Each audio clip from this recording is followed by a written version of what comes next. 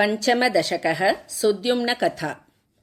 ॐ सर्वमङ्गलमाङ्गल्ये शिवे सर्वार्थसाधिके शरण्ये त्र्यम्बके देवि नारायणि नमोऽस्तु ते। जातासुतेलामनुसप्तमस्य सम्प्रार्थितोऽनेन मुनिर्वसिष्ठः शम्भो कटाक्षेन सुतां कुमारं चक्रे सकालेन बभूव राजा। सुद्युम्ननामा मृगया विहारी गतो हयारूढ इलावृतं सः स्त्रीत्वं पुनः प्राप्य सुतं हिमांशोः वव्रे पतिं पुत्रमसूत चैषा। न्यवेदयत् सा गुरवे वसिष्ठाय एषा कदाचिन्निजपुंस्त्वकामं तत्साधनार्थं हरमेव दध्यौ मुनिः प्रसन्नस्तमुवाच शम्भुः।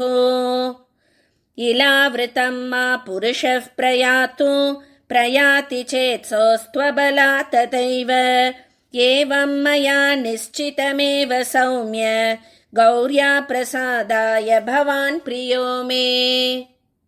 न पक्षभेदोऽत्र ममास्ति गौरी भवांश्च तृप्तौ भवतां मदीयौ इतः परं तस्य मनोरपत्यं मासं पुमान् स्याद्वनिता च मासम्। एवं शिवोक्तेन मनोरपत्यं लब्ध्वा च पुंस्त्वं धरणीं शशास स्त्रीत्वे च हर्म्येषु निनाय कालं जनो न चैनं नृपमभ्यनन्दत्। पुरूरवस्यात्मसुतोपयित्वा राज्यं विरक्तो वनमेत्य भूपः श्रीनारदाल्लब्धनवार्णमन्त्रो भक्त्या सदध्यौ भवतारिणीं त्वाम्। सिंहाधिरूढामरुणाब्जनेत्रां त्वां सुप्रसन्नामभिवीक्ष्य नत्वा स्तुत्वा च भक्त्या स्थिरपुंस्त्वमेष लेभेत सायुज्यमवाप चान्ते। शौर्यं न वीर्यं न च पौरुषं मे नैवास्ति च स्त्री सहजातितिक्षा मूढो न जानाम्यशुभं शुभं च देयं त्वया मे शुभमेव मातः।